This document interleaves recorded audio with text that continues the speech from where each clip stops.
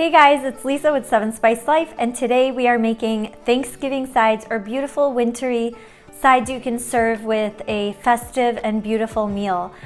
Here I am in my everyday cooking outfit or what have you, but I want to get down to basics, so I'm getting rid of all the fluff to show you how to make a beautiful dish that's simple. A lot of you asked for a sweet potato dish or like a healthier dish that's not heavy and that's going to weigh down your entire audience or guests. So we are doing a jeweled root vegetable roasted with a little bit of thyme and a beautiful chermoula dressing that I will show you how to make. It's a very simple dish, but it looks gorgeous and everyone will love it. So here I have some sweet potatoes, which checks that off your list. They're going to be savory sweet potatoes, none of the marshmallow stuff. I have tri-colored carrots. You can use regular carrots, but here I'm using the golden, purple, and your typical everyday orange carrot. Golden beets, a red beet, a turnip, and a parsnip. Bonus, if you guys slice these up like French fries and roast them, they satisfy the craving of fries for most people that can't have that, so bonus. And I have some shallots to bring together all the flavors of this dish. When you roast vegetables, the flavors get deeper, and honestly, I think that's my favorite way to serve vegetables, is roasting them, and it is roasting season, so get out that pan, crank up the oven, and get ready to make this beautiful side dish that goes perfect for Thanksgiving. So I have my peeler. I'm gonna peel all the veggies I can, slice up the onions, and get ready to show you how to make everything happen. So let me grab my compost bin and I will see you when I'm done, okay?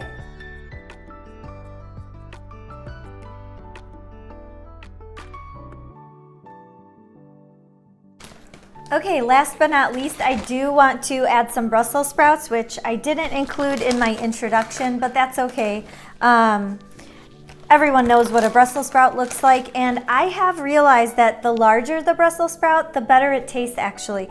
The smaller ones tend to give off a little bit more bitter flavor to them, so don't be too choosy and go for the baby ones thinking that they'll be more tender, etc.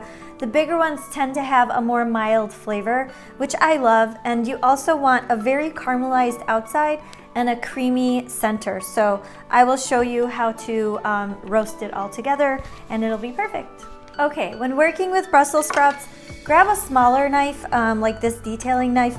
It's easier to handle them. So I like to cut the bulky stem off of them and then slice them, and whatever kind of falls out, I just either toss or save, you know, the drill. So cut the stem and then cut in half. Be careful with your fingers. Again, another reason to do a small knife. And I have 1 pound here because we're serving to a crowd, remember?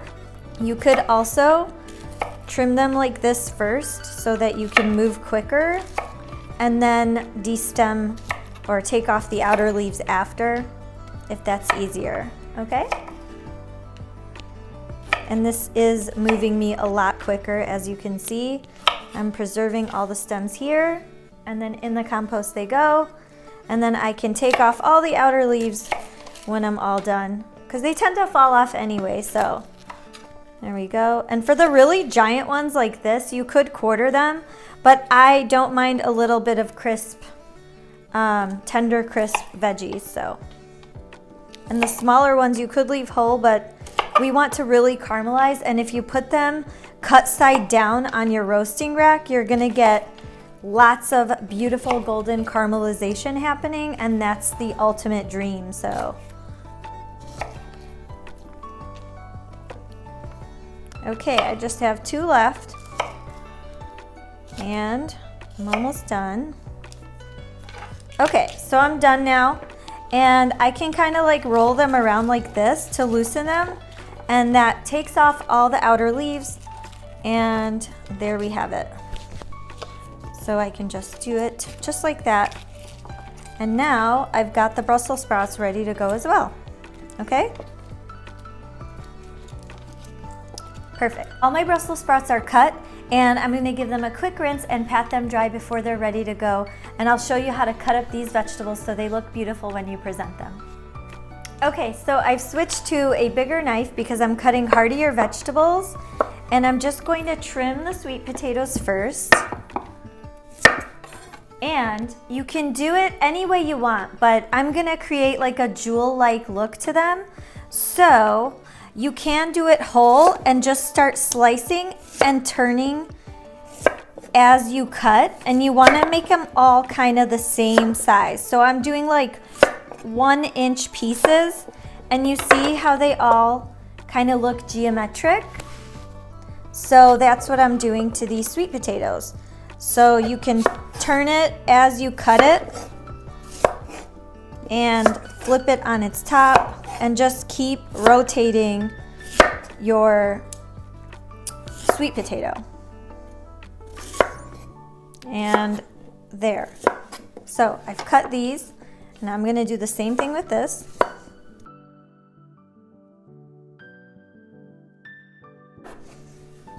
And my sweet potatoes are cut, so I'm gonna move them back to my cutting board and move on to carrots. So with the carrots, again, I'm gonna trim off the tops and ends, and I'm gonna cut matchsticks just like I were serving them raw to like be dipped in a dressing, okay? So cut them in half. Again, be very careful. And cut them in half again if they're smaller, so you want them to look just like that, okay?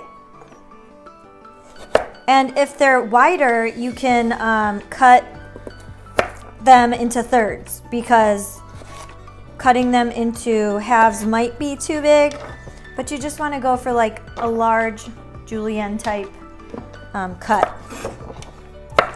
And these purple carrots are gorgeous because the inside is like a bright yellow. So they just look so pretty when you're serving them in this dish. I just love it. Look at that. Isn't that so pretty?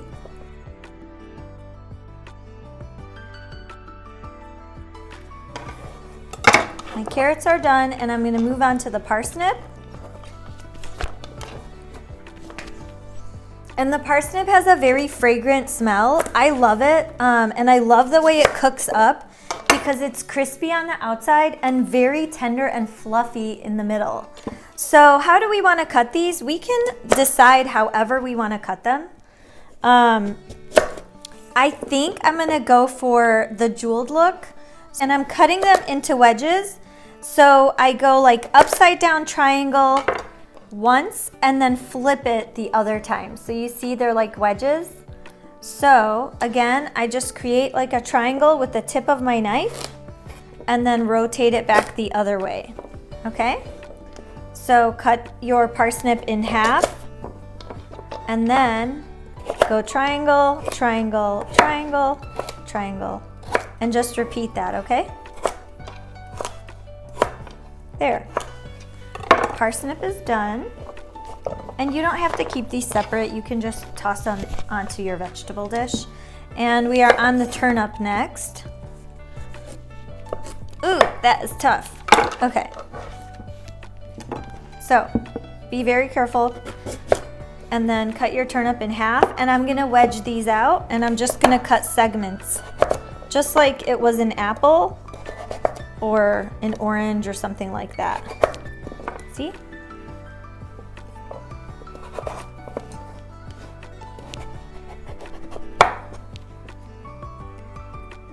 Let's give that another cut because you want them all roughly kind of like the same size or width, so they all cook evenly.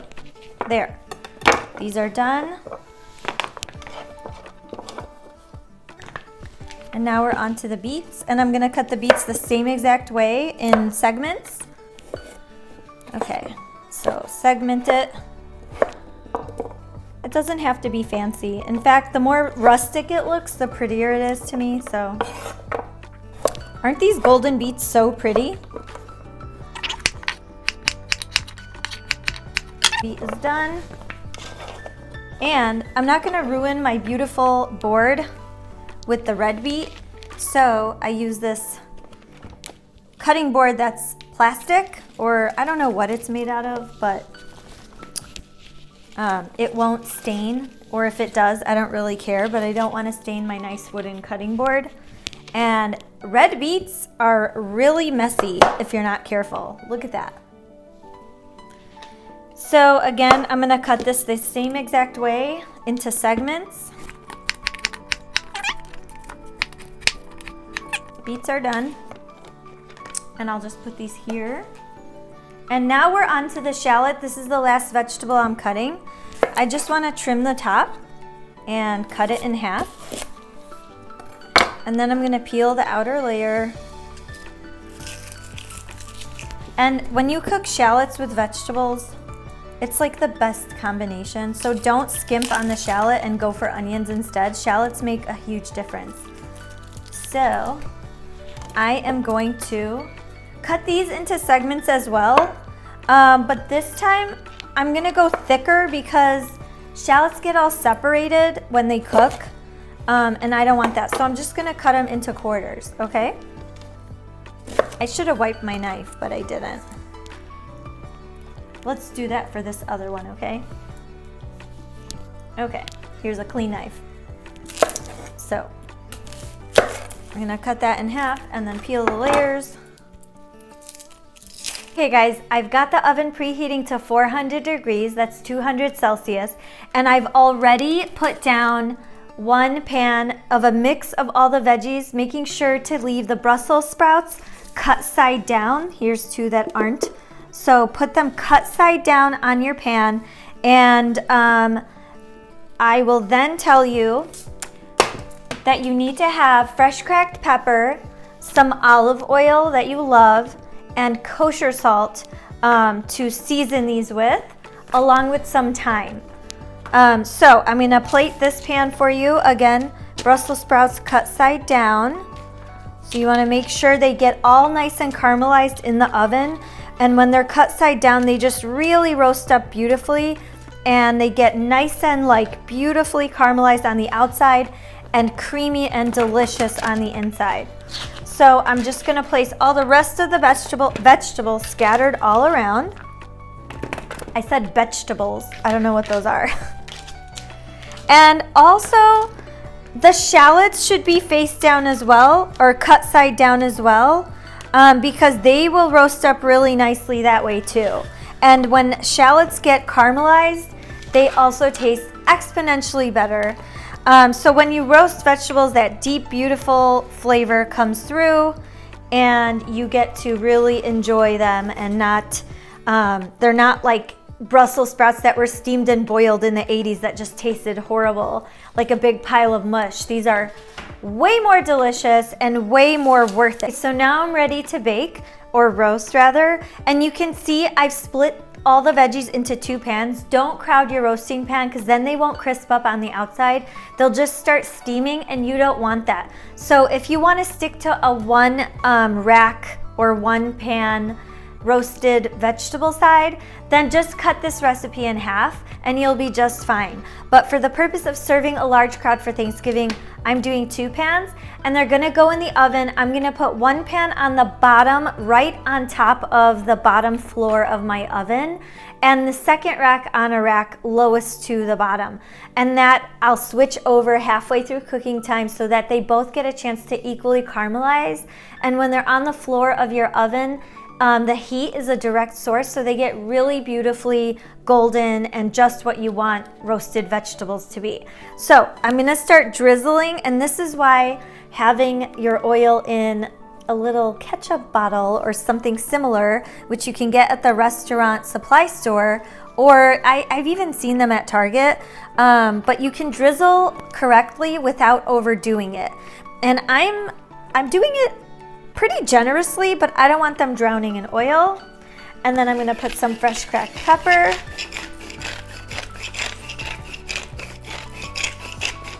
And then some kosher salt. And I know I've said in the past, wait till you're done roasting veggies or whatnot to salt them, but these are going in at a high heat. Plus it's kosher salt, which for some reason still crisps things up nicely. And because they're roasting for a long period of time in such a high heat, they're gonna get nice and caramelized no matter what. And then I have my thyme, which I've washed and dried, and I'm just gonna scatter it onto the roasting sheets. And don't overdo it because thyme smells so good, but it can also be really overpowering. So I'm just doing like 4 to 5 sprigs on each roasting pan. Nothing crazy. You could kind of do that and then sprinkle the thyme on. But I think it's like really pretty when you serve it with the long stems of thyme in the serving dish, and they just look pretty roasted as well. So, all right, these are ready to go in the oven. And I think you can see that they're so pretty, and I can't wait till they get all nice and dark and deep and beautiful golden and caramely. Whoops! Okay, I'll be right back.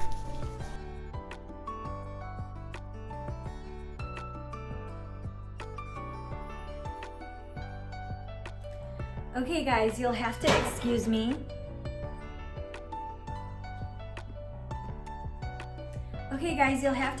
me. My microphone fell in my dog's water bowl halfway through shooting this video, so I'm gonna do it mic-less.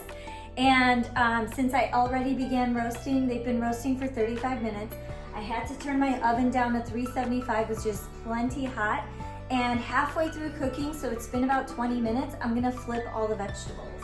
So I'm just going to take a spatula and give them a toss. And they got really nicely caramelized.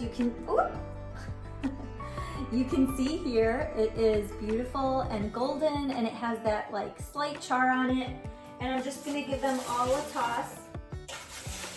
That way they get evenly caramelized all throughout. And then they're gonna go back in the oven.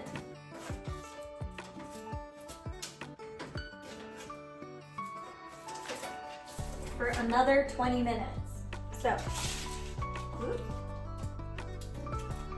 maybe hold your parchment paper down and then give it a stir.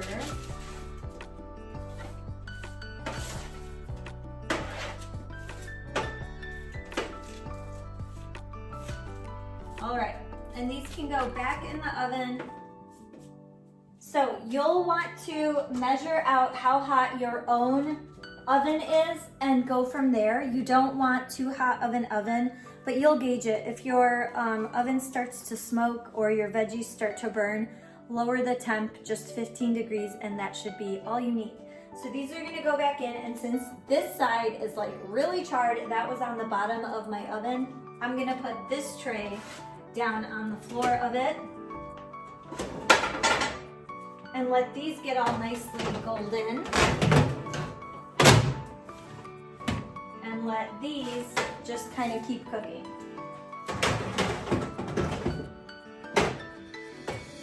There, 20 more minutes and they should be done, and we'll have this beautiful roasted vegetable side. I am going to show you how to make chermoula dressing. It's similar to chimichurri, it's just not as garlicky, but it has parsley, cilantro, lots of oil, salt and pepper, and cumin. That's pretty much it. It's a Moroccan dressing, and you can serve it over meats or vegetables, and it's equally delicious. Okay guys, let's make Moroccan chermoula. So I have 1 head of parsley and cilantro, each chopped up. I saved the stems because I'm gonna make stock with it. So you could use the stems. There's a ton of flavor in the stems, but I skipped it. So I'm gonna pack these in here, and I'm just gonna pulse it just a little bit to get it kind of trimmed down just a little. I'm gonna kind of move things around.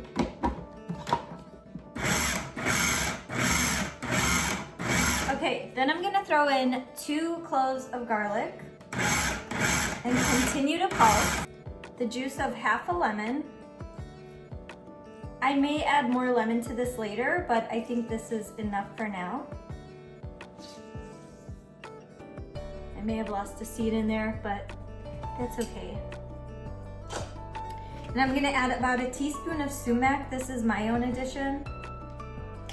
So I won't tell if you won't tell. A pinch of allspice, about 1/8 of a teaspoon. And about 1/2 teaspoon of cumin.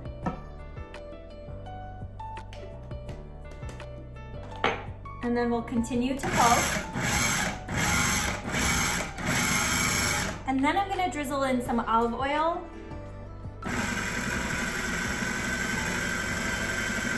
And you want about 4 tablespoons and then stop and see the consistency. Okay, so now I'm gonna check the consistency. I put about 4 tablespoons of olive oil in there. And I'm gonna add a pinch of red chili flakes, just to give it a little bit of heat, because it does taste delicious. And a bit of sea salt and pepper. About a teaspoon of sea salt and a few cracks of fresh pepper. And I can tell this needs more olive oil, so I just added another tablespoon.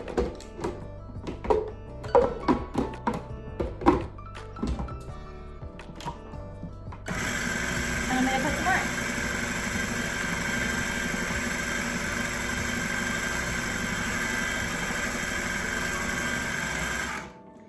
Ooh, I can already smell that. It smells amazing. And I'm gonna give it a stir, and you don't want a paste, you want more like a sauce. Okay, I gave it a stir, and you can see it's still kind of like a paste. So I want a little more sauciness to it.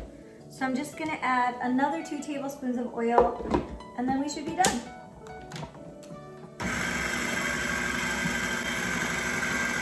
That looks awesome, guys. Okay. That looks perfect. It has more a consistency of pesto, and I can move it around and it'll be great to drizzle on top of vegetables. That tastes amazing. It's done. That's it. That's chermoula. It's so easy. Anyone can do it.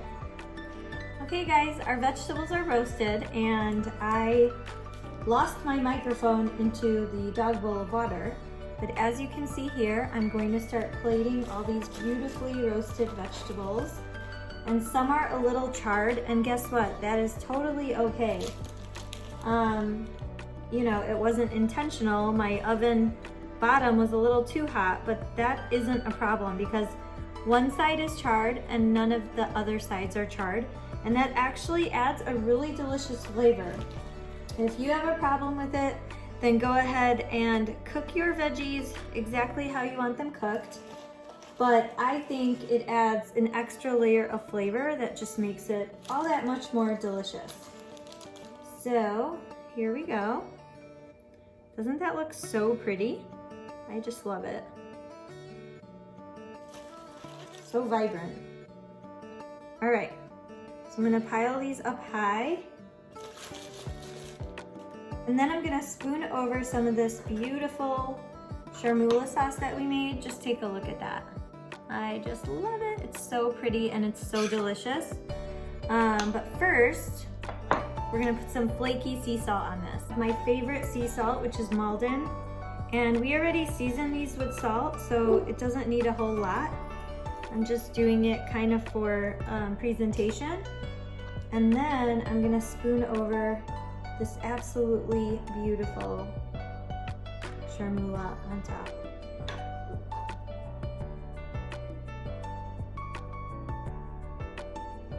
And you can spread it out to like make it thinner so it's not blotchy. But I'm just gonna spoon it in like a zigzag pattern. And that's it. Check it out, guys. What do you think? Aren't they so pretty?